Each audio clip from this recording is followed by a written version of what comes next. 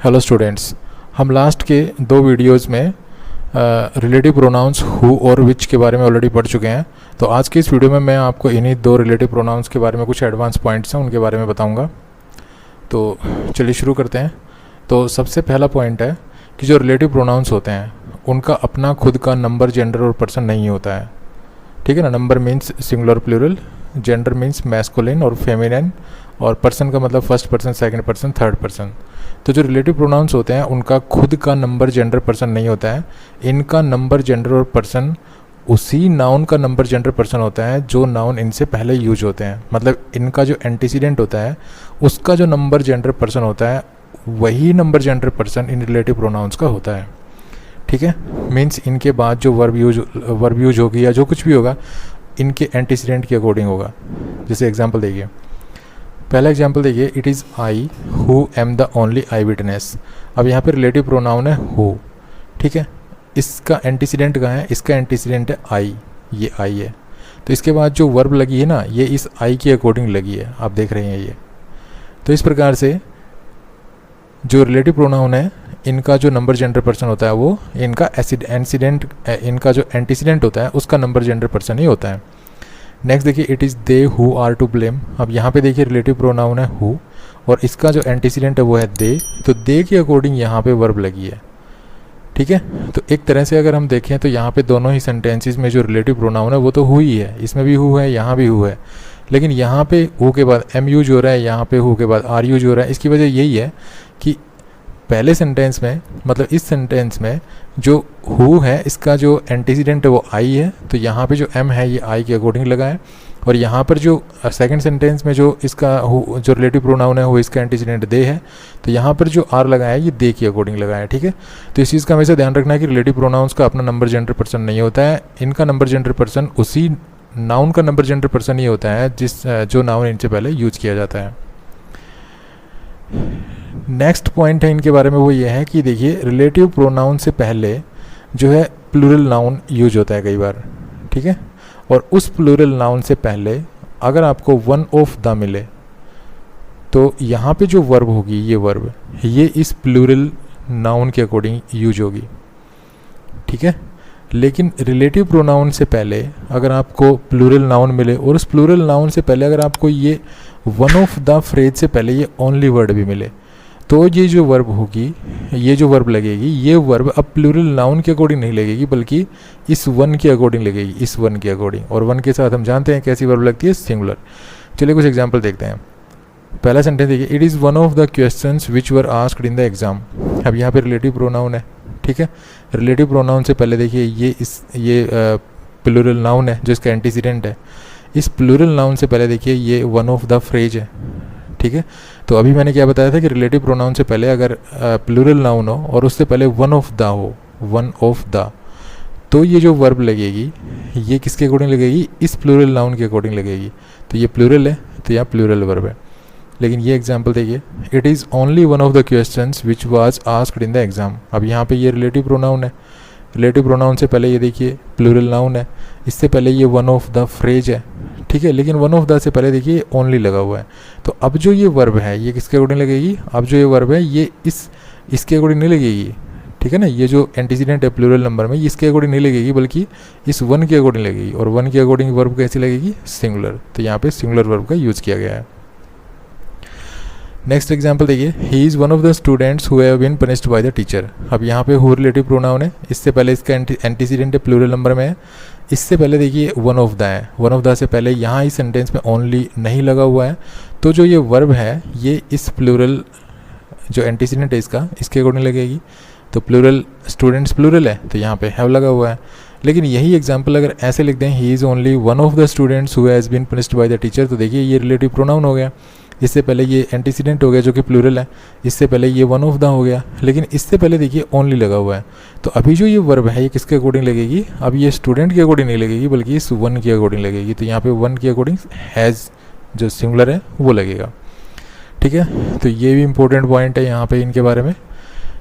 Next जो important point है वो ये देखिए, जब भी आप रिलेटिव प्रोनाउन यूज करते हैं और रिलेटिव प्रोनाउन से पहले उनका एंटीसीडेंट होता है। ठीक है। मैं आपको वैसे समझा देता हूँ। देखिए आपने यूज़ किया रिलेटिव प्रोनाउन, इससे पहले क्या, रिलेटिव प्रोनाउन से पहले क्या होता है, एंटीसीडेंट होता है। तो यहाँ पे इनका मान लीजिए इस रिलेटिव प्रोनाउन का एंटीसीडेंट है, ठीक है। अब रिलेटिव प्रोनाउन और एंटीसीडेंट के बीच में अगर इन शब्दों में से कोई शब्द आ जाए, including, notably, mainly, specially, chiefly, namely या पर्टिकुलरली, ठीक है, इन शब्दों में से कोई शब्द आ जाए तो क्या करना है कि रिलेटिव प्रोनाउन से पहले आपको दोज वर्ड और यूज करना है। जैसे एग्जांपल देखिए, most of the students mainly those who have passed the exams are very intelligent. अब यहाँ पे ये रिलेटिव प्रोनाउन है, इससे पहले इसका एंटीसीडेंट है स्टूडेंट्स। इस रिलेटिव प्रोनाउन और इसके एंटीसीडेंट के बीच में देखिए मेनली वर्ड यूज हो रहा है, मेनली यहाँ पे ये रहा। तो यहाँ जो रिलेटिव प्रोनाउन है इससे पहले देखिए इस दोज वर्ड का यूज़ किया गया है, ठीक है। इस तरह से आपको दोज वर्ड यूज़ करना है, तो इन शब्दों को आपको लर्न करना है। नेक्स्ट एग्जांपल देखिए, all the employees including those home have appointed, home I have appointed, यहाँ पे आई और आएगा, ठीक है, आई और लगा लेना। तो all the employees including those home I have appointed have gone against me. तो यहाँ पे क्या आएगा, यहाँ पे देखिए ये रिलेटिव प्रोनाउन है, इससे पहले ये देखिए ये इसका एंटीसीडेंट है, ठीक है। एंटीसीडेंट, ये एंटीसीडेंट है और ये इस रिलेटिव प्रोनाउन है, इसके बीच में देखिए इंक्लूडिंग वर्ड है। इंक्लूडिंग कहाँ पे, ये रहा। अब ये इंक्लूडिंग यूज हो गया, तो मैंने क्या बताया था कि जो रिलेटिव प्रोनाउन है उससे पहले आपको दोज वर्ड लगाना है। तो यहाँ पे देखिए रिलेटिव प्रोनाउन से पहले ये दोज वर्ड लगा दिया, ठीक है। तो ये भी इंपॉर्टेंट पॉइंट है, इसको भी याद रखना है। चलिए नेक्स्ट है, नेक्स्ट देखिए, जब भी आप कोई प्रीपोजिशन यूज करते हैं, ठीक है, जब भी आप कोई प्रीपोजिशन यूज करते हैं और उसके बाद अगर रिलेटिव प्रोनाउन का यूज करते हैं, तो प्रीपोजिशन के बाद रिलेटिव प्रोनाउन क्या क्या आ सकता है, या तो विच आ सकता है या भाई होम आ सकता है, ठीक है। ये प्रोनाउन हम यूज करते हैं, रिलेटिव प्रोनाउन। जब आप प्रीपोजिशन यूज करेंगे तो इसके बाद विच और होम, इन दोनों प्रोनाउंस में से एक प्रोनाउन आपको यूज करना है। अगर जो एंटीसीडेंट है इन प्रोनाउंस का, अगर वो कोई पर्सन है, ह्यूमन बीइंग है, तो होम यूज करना है, अदरवाइज विच यूज करना है।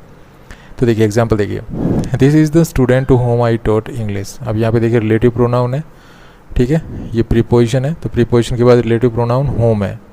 तो ये ऑब्जेक्टिव, क्योंकि प्रीपोजिशन के बाद हमेशा ऑब्जेक्टिव केस आता है, तो ये दोनों हु, जो होम होता है ये तो ऑब्जेक्टिव होता है, ये हु का, हुज होम, ठीक है। और विच सब्जेक्टिव और ऑब्जेक्टिव दोनों सेम होते हैं। तो देखने में ये जो अगर मतलब इनको आपको क्या मान के चलना है कि जो प्रीपोजिशन के बाद वो विच और होम जो आप यूज़ करोगे ये ऑब्जेक्टिव केस होंगे। तो इसको तो आप समझ ही रहे हैं कि ये तो ऑब्जेक्टिव है ही, हु का ऑब्जेक्टिव केस है। विच भी ऑब्जेक्टिव है, क्योंकि विच को हम सब्जेक्ट और ऑब्जेक्ट दोनों जगह विच ही यूज़ करते हैं, इसका कोई स्पेशल ऑब्जेक्टिव केस नहीं होता है, ठीक है। तो प्रीपोजिशन के बाद जब आप विच और होम यूज करेंगे तो ये ऑब्जेक्टिव केस ही होंगे। तो देखिए यहाँ पे प्रीपोजिशन है, प्रीपोजिशन के बाद होम यूज हो रहा है, क्योंकि इसका जो एंटीसीडेंट है इस रिलेटिव प्रोनाउन का वो एक पर्सन है, स्टूडेंट। स्टूडेंट कोई नॉन लिविंग थिंग तो होगी नहीं, ह्यूमन बीइंग ही होगा। तो स्टूडेंट की वजह से यहाँ पे होम यूज हुआ है, और टू प्रीपोजिशन है इसलिए हु का ऑब्जेक्टिव केस यहाँ पे यूज हुआ है, टू होम हो गया ये, ठीक है। आप इसी सेंटेंस को ऐसे भी लिख सकते हैं, मतलब ये जो प्रीपोजिशन आपने यहाँ यूज़ की है इसको आप लास्ट में भी यूज़ कर सकते हैं, यहाँ पे, यहाँ से हटा के और यहाँ पे ले जा सकते हैं। तो ये सेंटेंस ऐसे बन जाएगा, this is the student whom I taught English to, ठीक है। तो ये भी सही है, ये भी सही है। अब देखिए इसी सेंटेंस को आप ऐसे भी लिख सकते हैं, कैसे लिख सकते हैं, क्योंकि जो होम है, ये जो रिलेटिव प्रोनाउन होम है, जब आपने प्रीपोजिशन लास्ट में रखी दी तो आप होम को दैट बना सकते हैं, ठीक है। लेकिन अगर ये प्रीपोजिशन आप यहाँ लगाएंगे, मतलब यहाँ पे आप टू के बाद दैट नहीं लिख पाएंगे, ठीक है, ये गलत है। लेकिन जब आप प्रीपोजिशन लास्ट में रख देते हैं तो आप होम को दैट बना सकते हैं, ठीक है, प्रीपोजिशन लास्ट में रहेगी, तो ये भी सही है। अब क्योंकि जो होम है ये ऑब्जेक्टिव केस में है, ठीक है, तो दैट भी ऑब्जेक्टिव केस में ही होगा। तो दैट जब रिलेटिव प्रोनाउन ऑब्जेक्टिव केस में होता है तो हम उसको ड्रॉप भी कर सकते हैं। तो यहाँ पे आप इसको ड्रॉप भी कर सकते हैं, यहाँ पे this is the student I taught English to, okay.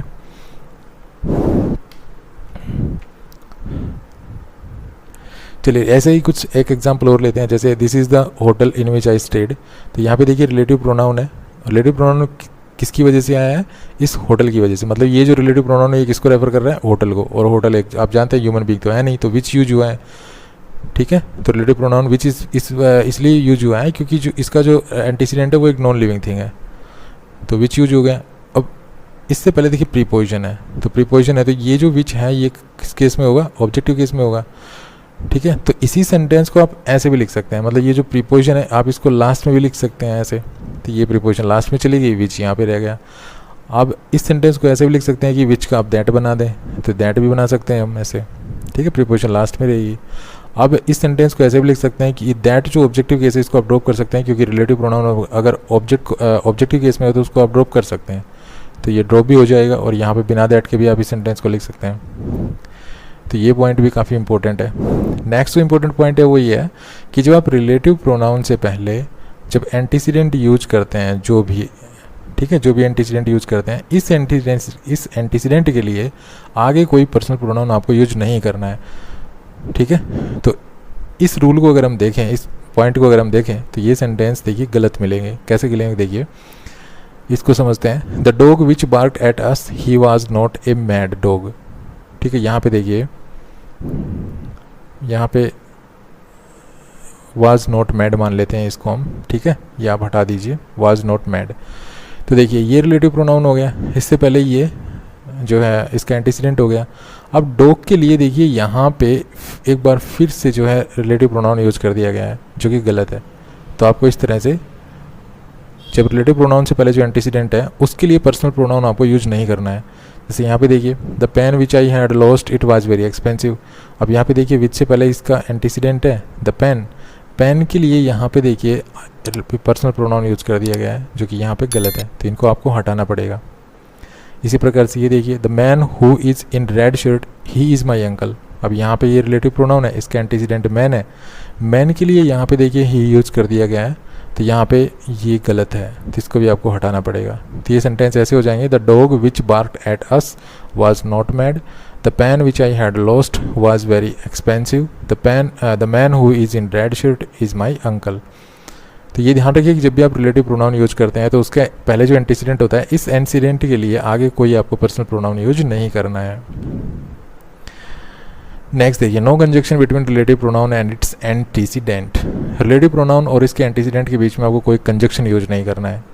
जैसे इस एग्जांपल को देखिए, I met a boy and whose father is an SDO। यहाँ पे देखिए रिलेटिव प्रोनाउन है हुज, इसका एंटीसीडेंट है बॉय। इस बॉय और इस हुज के बीच में देखिए कंजक्शन लगा दिया गया है, जो कि गलत है, इसको हटाना पड़ेगा। यहाँ पे देखिए, he is the man and who has composed this song. यहाँ पे देखिए रिलेटिव प्रोनाउन है, इसका एंटीसीडेंट मैन है, इसके एंटीसीडेंट और रिलेटिव प्रोनाउन के बीच में एक कंजंक्शन लगा दिया गया, जो कि गलत है। इस सेंटेंस को अगर सही करना है तो इसको हटाना पड़ेगा, ठीक है। तो कभी भी रिलेटिव प्रोनाउन और उसके एंटीसीडेंट के बीच में कोई एक्स्ट्रा और कंजंक्शन यूज कभी मत कीजिए। नेक्स्ट देखिए, the student often use to be absent from the class which made the teacher angry. देखिए हमने अब तक क्या पढ़ा है कि रिलेटिव प्रोनाउन से पहले एक नाउन या प्रोनाउन होता है जो उसका एंटीसीडेंट कहा जाता है, ठीक है, ये हमने पढ़ा है। लेकिन इन सेंटेंसेस में देखिए, the student often use to be absent from the class which made the teacher angry. यहाँ पे रिलेटिव प्रोनाउन विच है। अब रिलेटिव प्रोनाउन से पहले जो नाउन है वो है क्लास, कि क्लास ने टीचर को एंग्री कर दिया, ऐसा तो नहीं है, ठीक है, ऐसा तो नहीं है कि भाई क्लास ने टीचर को एंग्री कर दिया। तो इस विच जो रिलेटिव प्रोनाउन है इसका एंटीसीडेंट कहाँ पे है, तो इसका एंटीसीडेंट यहाँ से लेके और यहाँ तक पूरी स्टेटमेंट इसका एंटीसीडेंट है। मतलब इस पूरी चीज़ ने, इस पूरी बात ने टीचर को एंग्री कर दिया। तो जब भी पूरी स्टेटमेंट अगर एंटीसीडेंट का काम कर रही हो तो आपको विच ही प्रोनाउन यूज करना है और कोई प्रोनाउन यूज नहीं करना है, ना दैट प्रोनाउन यूज करना है, ना हु प्रोनाउन यूज करना है, ठीक है, कोई प्रोनाउन यूज नहीं करना है, सिर्फ विच ही यूज करना है। यहाँ पे देखिए ऐसे ही यहाँ पे है, he scored the first goal which made that whole team excited. यहाँ पे रिलेटिव प्रोनाउन है विच। अब इस गोल ने, अकेले इस गोल ने सारी टीम को एक्साइट नहीं किया, बल्कि इस सारी स्टेटमेंट को जो है, सारी स्टेटमेंट ने सारी टीम को एक्साइट किया। तो इस तरह से जब आप पूरी स्टेटमेंट को रेफर करते हैं किसी रिलेटिव प्रोनाउन के द्वारा, मींस रिलेटिव प्रोनाउन का एंटीसीडेंट अगर पूरी स्टेटमेंट है तो वहाँ पे आपको उस पूरी स्टेटमेंट के लिए जो रिलेटिव प्रोनाउन यूज करेंगे वो क्या होगा, वो विच ही होगा। तो कैसा लगा वीडियो? अगर वीडियो अच्छा लगा तो प्लीज़ को लाइक कीजिए, शेयर कीजिए और चैनल को सब्सक्राइब करना भी ना भूलें। Thanks for watching this video. Happy learning. Bye bye.